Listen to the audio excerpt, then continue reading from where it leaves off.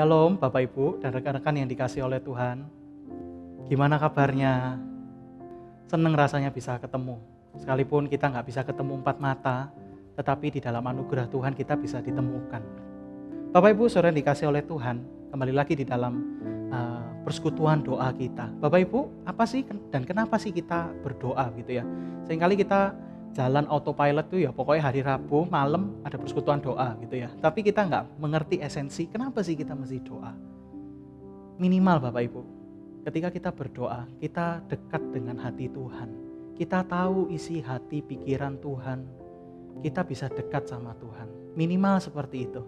Nah baru ketika di dalam kedekatan, baru kita menaikkan doa syafaat yang ada.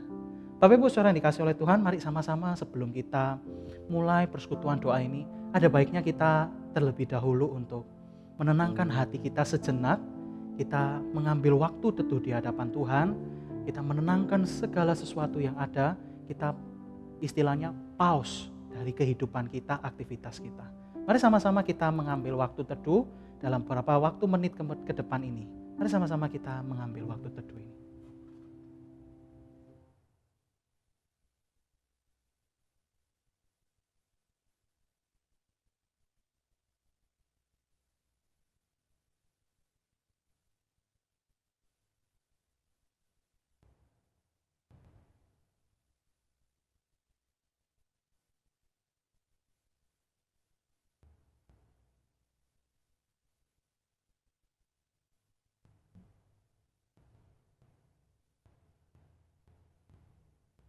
Amin.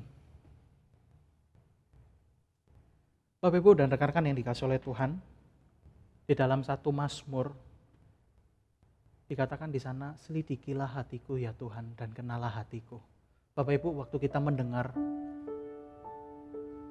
waktu kita masuk ke dalam doa ini, apakah hati kita sungguh mau dekat sama Tuhan? Sungguhkah hati kita mau untuk diselidiki oleh Tuhan terus-menerus sehingga serupa dengan Tuhan sendiri? Adakah keinginan tersebut? Mari sama-sama kita minta Tuhan untuk terus boleh dekat sama Dia. Mari sama-sama kita pujikan pujian ini. Selidiki aku Tuhan, selidiki aku Tuhan.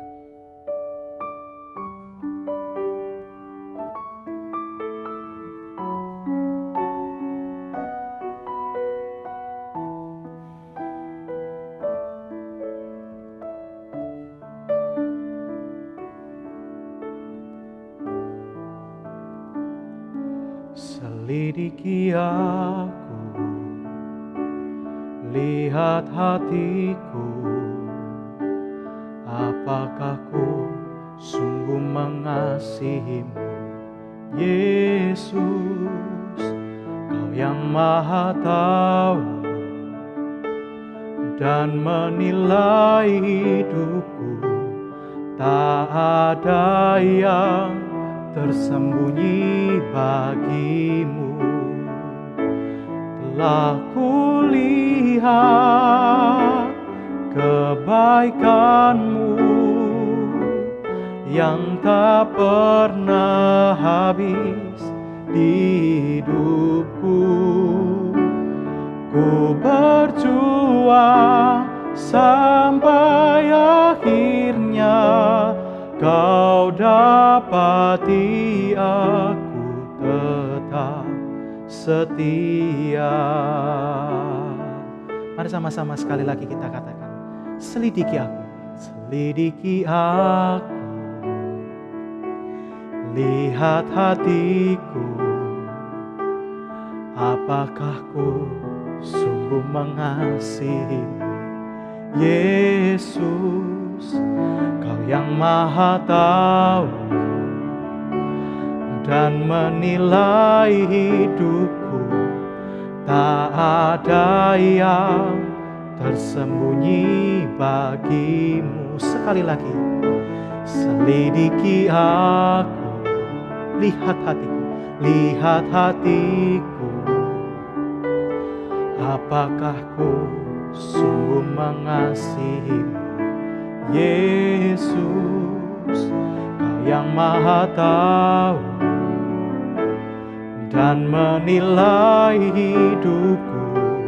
Tak ada yang tersembunyi bagimu. Telah kulihat kebaikanmu yang tak pernah habis di hidupku. Ku berjuang sampai akhirnya Kau dapati aku tetap setia. Telah kulihat kebaikanmu yang tak pernah habis di hidupku. Amin. Ku berjuang sampai akhirnya Kau dapati aku tetap setia. Ku berjuang sampai akhirnya Kau dapati aku tetap setia.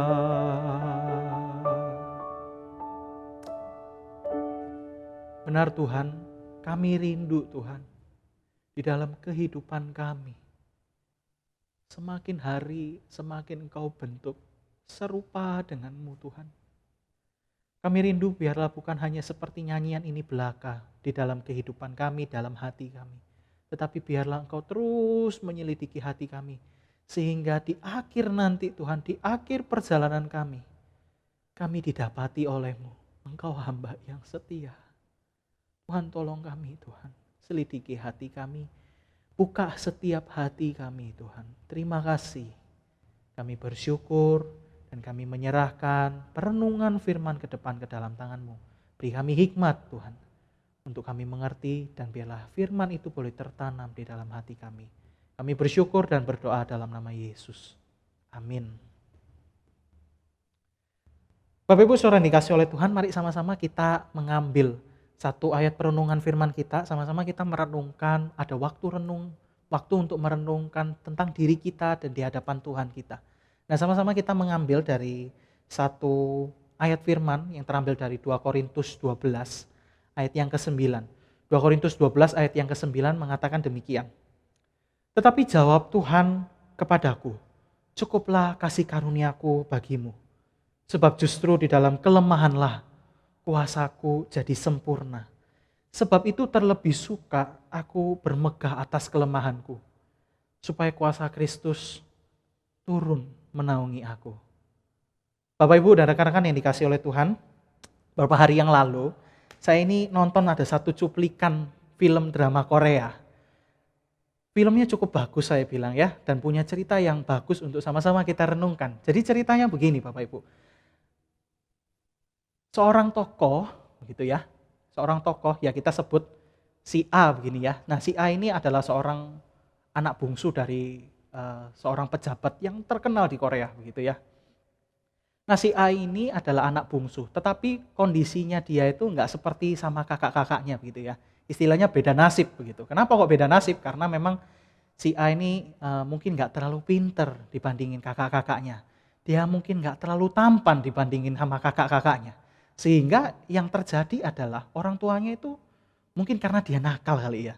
Jadi dia itu dimarahin terus gitu ya, dimarahin tiap hari begitu ya, dipukul tiap hari, dicaci begitu ya. Dan bahkan yang paling parah gitu ya, keluar dari kata mamanya gitu ya. Mamanya bilang, waduh kalau bisa ya kamu ini gak usah keluar dari rahimku gitu. Kamu tuh kalau bisa gak usah saya lahirkan gitu ya. Waduh ngenes rasanya ya. Karena dia ini ditolak dari keberadaan keluarganya sendiri. Ngenes ya Bapak Ibu dan rekan-rekan ya. Ngenes sekali gitu. Nah tapi Bapak Ibu, kalau kita boleh perhatikan ya. Nah selanjutnya begini Bapak Ibu. Sehingga tokoh si A ini karena dia ini sering kali ditolak begitu ya. Sehingga dia itu mengekspresikan rasa kekesalan dia, rasa nggak terima dia ini dengan pura-pura jadi gila. alias psycho. Nah, lama-kelamaan karena sering dia itu pura-pura jadi gila, lama-lamaan dia itu jadi gila beneran begitu ya. Nah, Bapak Ibu, ini cerita yang begitu ngenes begitu ya. Tapi kalau kita perhatikan dari cerita ini ya, kita bisa melihat ya, manusia kalau diambil barangnya, harta bendanya, kalau diambil anggota keluarganya, kalau diambil sahabatnya, rasanya kayak sakit begitu ya di dalam hati. Dan gak jarang rupanya kita marah, apalagi kalau kita bicara tentang harga diri. Wah, kalau harga diri kita tuh diambil oleh seseorang, rasanya itu sakit, rasanya itu pengen marah bawaannya. Dan bukankah ini perasaan yang Bapak Ibu dan rekan-rekan maupun saya rasakan juga, bukan? Tapi kalau beda ceritanya kalau misalnya Tuhan yang ambil. Kalau Tuhan yang ambil gimana rasanya? Mungkin kalau ada di beberapa di antara kita yang mungkin bisa menerima. Tapi mungkin nerimanya dengan hati yang rasanya itu kayak nggak bisa terima bagaimana gitu ya. Ya udahlah, nggak apa-apa lah Tuhan yang ambil gitu ya. Tapi kalau bisa ya, saya mau marah sekali. Dan ada beberapa di antara orang-orang tersebut, kalau diambil harga dirinya, harta bendanya, keluarganya, sahabatnya, ada rasa nggak terima, ada rasa sedih, ada rasa sakit rasanya. Bapak Ibu rekan-rekan yang dikasih oleh Tuhan, gimana caranya supaya kita bisa menerima hal tersebut? Gimana caranya supaya kita menerima apa yang diambil oleh Tuhan? Nah, hari ini sama-sama kita belajar dari seorang tokoh bernama Paulus. Bapak Ibu saudara yang dikasih oleh Tuhan, dari cerita yang kita sudah baca tadi, surat Korintus itu kenapa kok ditulis begitu ya? Nah, surat Korintus ini punya cerita latar belakang begini. Cerita di belakangnya begini.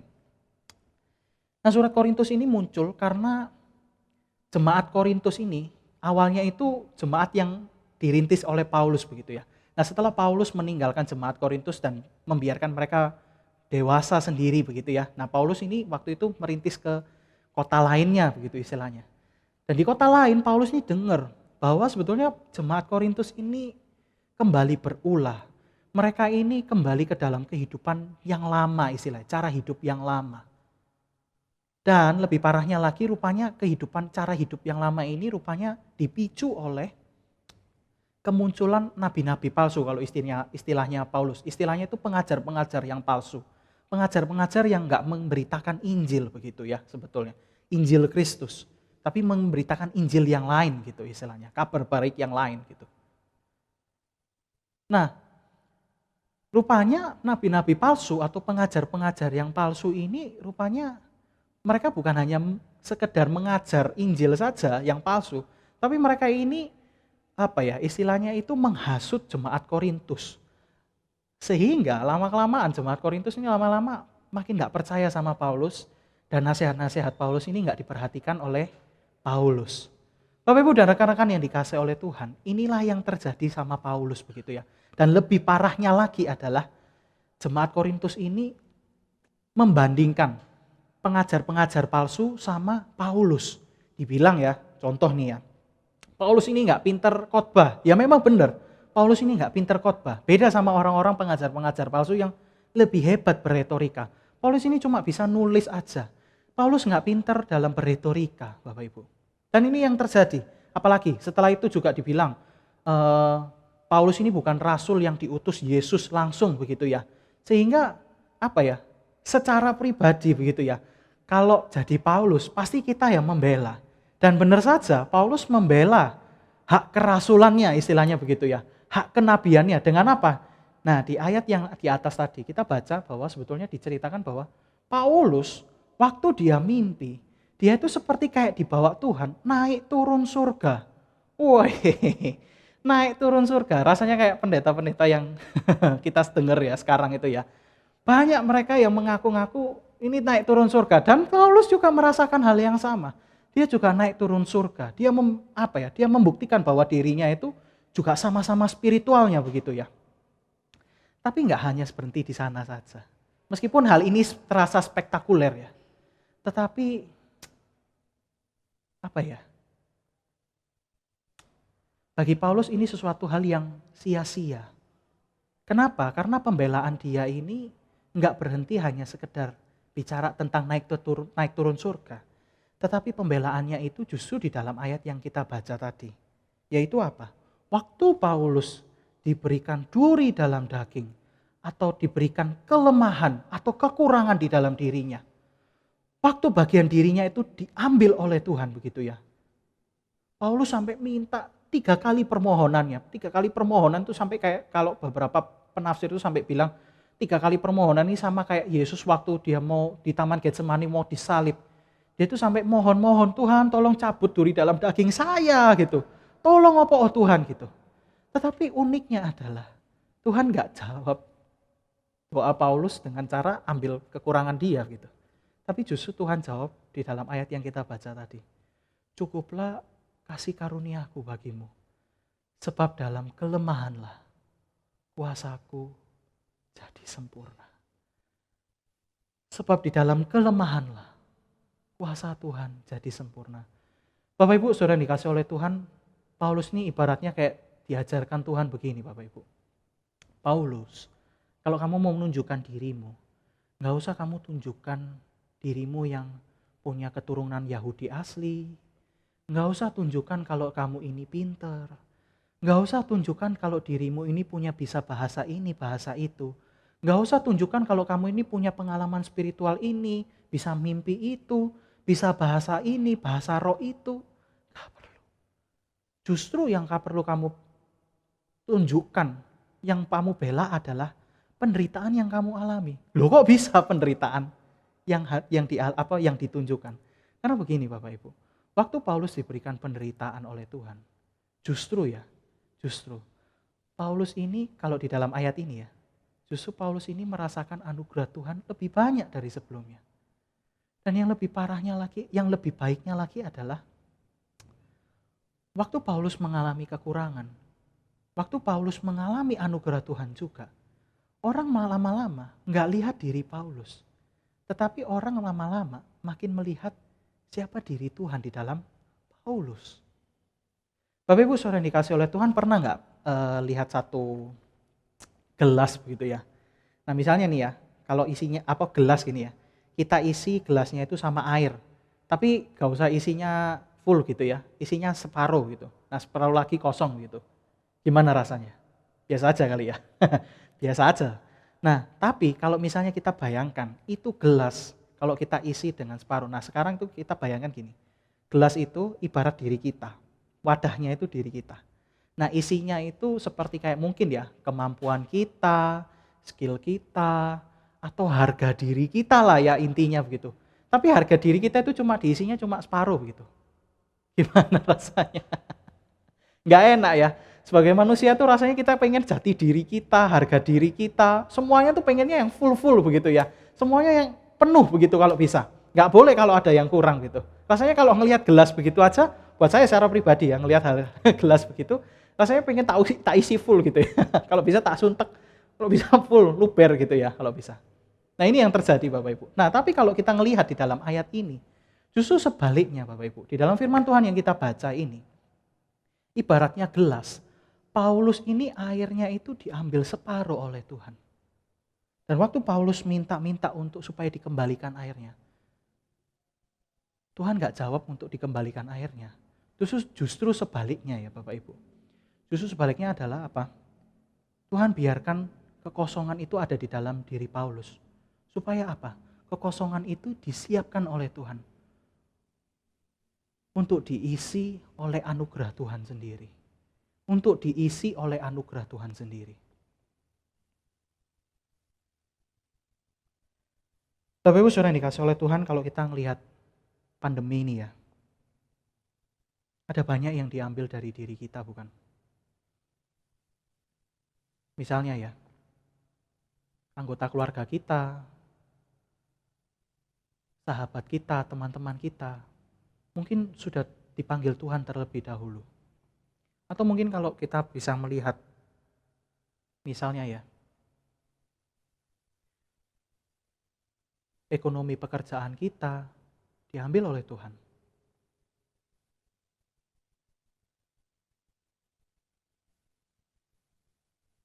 Semuanya itu diambil dari Tuhan.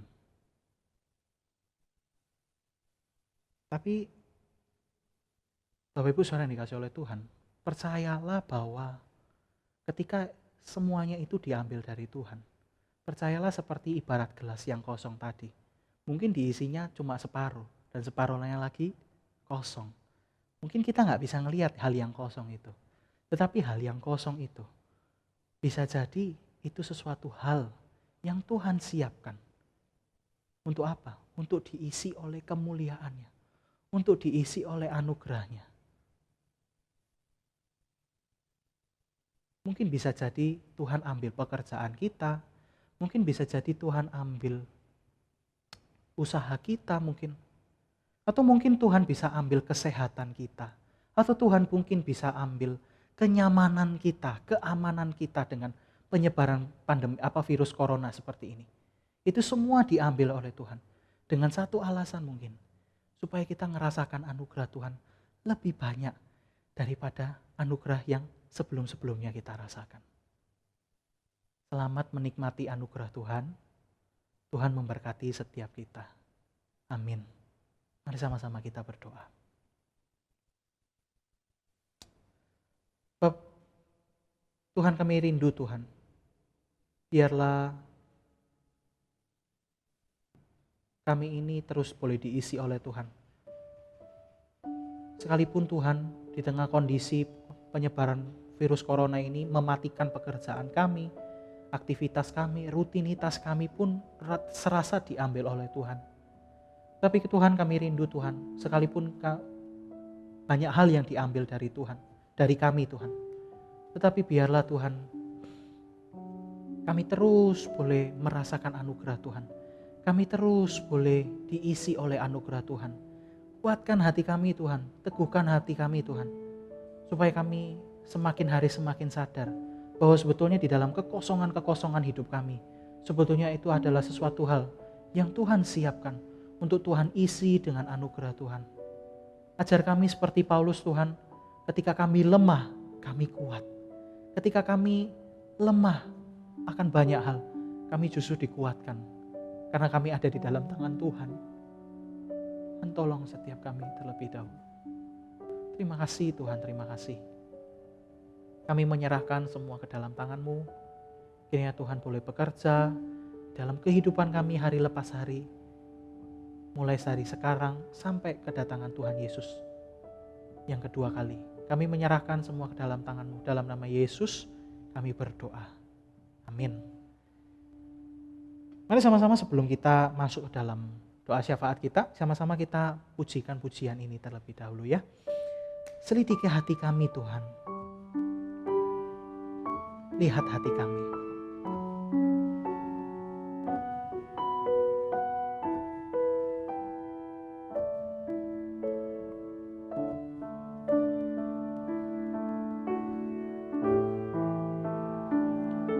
Selidiki aku,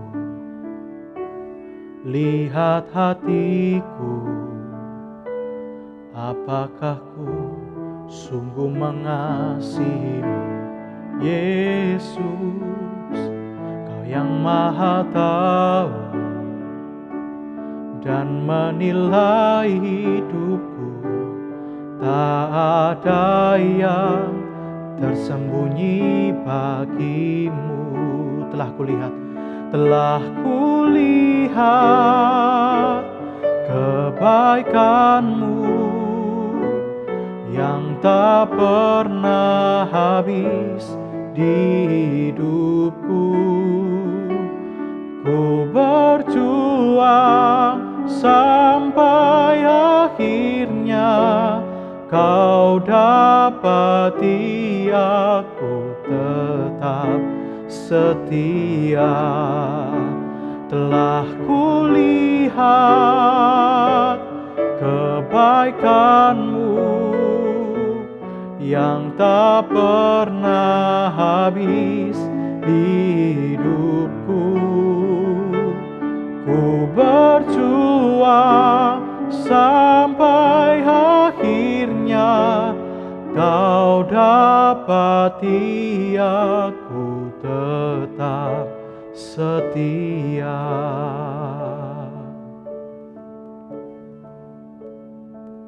Bapak Ibu Saudara yang dikasih oleh Tuhan, mari sama-sama kita naikkan beberapa pokok doa. Yang pertama kita berdoa untuk kesehatan jemaat yang sedang mengalami terpapar karena virus corona.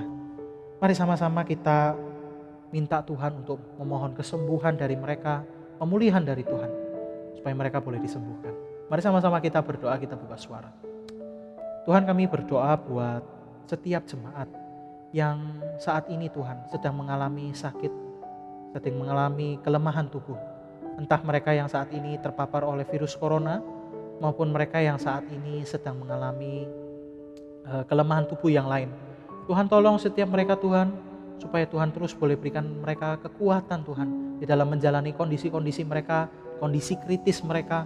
Kami berdoa bila Tuhan terus boleh menjamah mereka. Tuhan berikan kesembuhan pada waktu Tuhan sendiri. Tuhan yang tolong mereka, Tuhan jamah melalui makanan, melalui obat-obatan, melalui pembicaraan-pembicaraan mereka, relasi mereka. Tuhan kuatkan mereka baik secara jasmani maupun secara batin. Tuhan yang jamah mereka terlebih dahulu. Kami bersyukur dan kami berdoa dalam nama Yesus. Yang kedua, mari kita berdoa untuk tim multimedia yang terus melakukan pelayanan ibadah online maupun ibadah-ibadah yang lainnya. Kita berdoa buat tim multimedia supaya Tuhan boleh berikan mereka kekuatan, kesehatan di dalam kondisi seperti ini.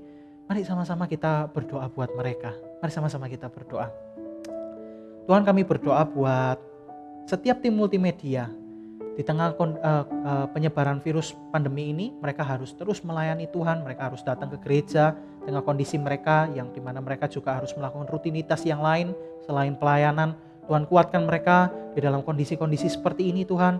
Tuhan jamah mereka, Tuhan beri mereka kesehatan, Tuhan berikan mereka kekuatan, daya tahan tubuh yang cukup, dan biarlah terus mereka boleh diberikan semangat api untuk melayani-Mu Tuhan, supaya mereka terus boleh melayani-Mu hari lepas hari, sehingga mereka gak hanya sekedar melayani Tuhan saja, tetapi mereka terus dibakar hati mereka terus boleh merasakan akan kebaikan Tuhan, mereka terus boleh merasakan akan kasih Tuhan lewat pelayanan mereka. Mari Engkau yang menjamah tim multimedia, setiap orang-orang yang membantu, Tuhan yang tolong mereka, berkati juga di dalam pekerjaan mereka, aktivitas rutinitas mereka, tambahkan mereka berkat, tambahkan mereka kecukupan di dalam setiap rutinitas yang mereka kerjakan. Terima kasih Tuhan, kami menyerahkan semua ke dalam tangan-Mu dalam nama Yesus. Kami berdoa dan kami mengucap syukur. Amin. Mari sama-sama kita berdoa juga untuk karyawan, baik satpam, karyawan-karyawan, karyawati juga. Kita berdoa buat mereka. Kita ingat mereka juga sudah melakukan hal yang baik.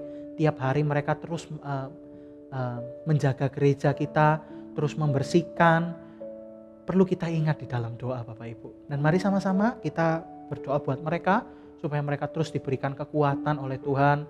Kita berdoa juga buat keluarga mereka juga, biar keluarga mereka juga boleh diberkati oleh Tuhan. Di tengah kondisi pandemi virus ini juga mereka terus diberikan kesehatan juga oleh Tuhan. Mari sama-sama kita berdoa buat karyawan dan karyawati di gereja kita. Mari kita berdoa. Tuhan, kami berdoa Tuhan buat setiap karyawan, karyawati yang saat ini Tuhan, mereka terus aktif di dalam melayani Tuhan, di mana mereka harus membersihkan, mereka harus menjaga gereja ini juga. Kami bersyukur untuk setiap hal yang Tuhan boleh sediakan, di mana gereja ini terus beroperasional tiap harinya. Ini semua ada karena adanya karyawan dan karyawati yang Tuhan sediakan. Kami bersyukur Tuhan, dan kami mau mendoakan buat mereka supaya mereka terus boleh diberikan kesehatan, berikan mereka juga daya tahan tubuh menghadapi pandemi virus corona ini juga. Tuhan yang tolong mereka, berikan juga keluarga mereka kecukupan, berikan mereka juga berkat Tuhan di dalam keluarga mereka. Tuhan yang tolong setiap mereka Tuhan, jamah mereka satu persatu. Mereka yang mungkin saat ini mengalami pergumulan, Tuhan tolong mereka Tuhan, di dalam pergumulan mereka Tuhan tolong jamah mereka. Mungkin mereka yang saat ini juga sedang mungkin masih belum percaya sama Tuhan.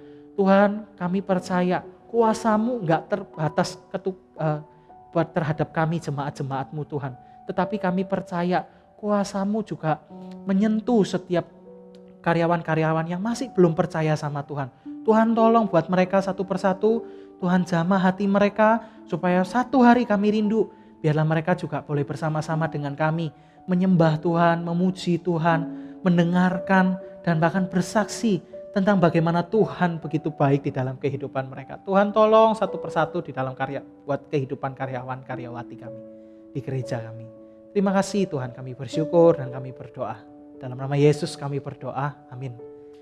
Yang selanjutnya mari sama-sama kita berdoa untuk pemerintah kota Surabaya. Bapak Ibu, ini sesuatu hal yang tidak mudah. Pandemi buat mereka ini pusing. Mungkin mereka juga nggak tahu harus melakukan seperti apa ya. Bingung juga mungkin ya, karena mereka harus memilih kesehatan kah atau ekonomi kota yang harus ekonomi negara ini kah yang harus ditopang. Gak gampang Bapak Ibu. Dan mari sama-sama kita berdoa buat mereka, supaya mereka diberikan hikmat oleh Tuhan. Mari sama-sama kita berdoa. Tuhan, kami berdoa buat setiap pejabat pemerintah, baik di kota maupun di pemerintahan pusat. Sungguh kami rindu Tuhan, bila Tuhan terus boleh berikan mereka hikmat. Karena kami percaya Tuhan, pemerintah adalah wakil dari Tuhan sendiri. Dan kami percaya bahwa Tuhan yang menentukan ini terjadi. Dan biarlah Tuhan kami rindu, biarlah ada hikmat di dalam diri mereka, sehingga mereka boleh memutuskan kebijakan yang baik buat warga. Kami rindu Tuhan, biarlah mereka terus boleh ditopang oleh Tuhan. Biarlah Tuhan terus boleh memberikan kekuatan bagi mereka juga di dalam menjalankan roda pemerintahan ini. Tuhan yang tolong mereka satu persatu. Kami bersyukur dan berdoa dalam nama Yesus. Amin. Selanjutnya mari sama-sama kita berdoa Bapak Ibu. Kita berdoa buat perekonomian di sekitar kita. Maupun pekerjaan baik jemaat maupun tetangga kita, mungkin orang-orang di sekitar kita yang kita kenal. Mungkin mereka saat ini gak punya pekerjaan. Mungkin ekonomi mereka terpuruk gara-gara pandemi virus corona ini. Kita berdoa buat mereka Bapak Ibu. Supaya Tuhan terus boleh kuatkan mereka. Supaya Tuhan terus boleh cukupkan mereka. Mari sama-sama kita berdoa. Kita buka suara, kita berdoa. Tuhan, kami rindu Tuhan. Biarlah mereka terus boleh diberikan kekuatan oleh Tuhan. Setiap orang-orang yang saat ini mengalami workless. Mereka yang gak bekerja. Mereka yang gak berpenghasilan. Karena efek dari pandemi ini Tuhan. Tuhan tolong mereka Tuhan. Tuhan kuatkan mereka Tuhan di dalam kondisi pandemi ini. Jamah mereka, beri mereka kecukupan. Dan kami rindu, terkhusus buat jemaat-jemaat Tuhan yang saat ini sedang mengalami kesulitan. Tuhan jamah mereka, Tuhan cukupkan mereka, supaya Tuhan ketika mereka dicukupkan, hati mereka enggak merasa mereka mampu. Tetapi mereka boleh berbalik melihat bahwa ada Allah yang mencukupkan hal itu semua. Kami rindu, biarlah Tuhan terus boleh menguatkan hati mereka. Terima kasih Tuhan, kami bersyukur dan kami berdoa dalam nama Yesus.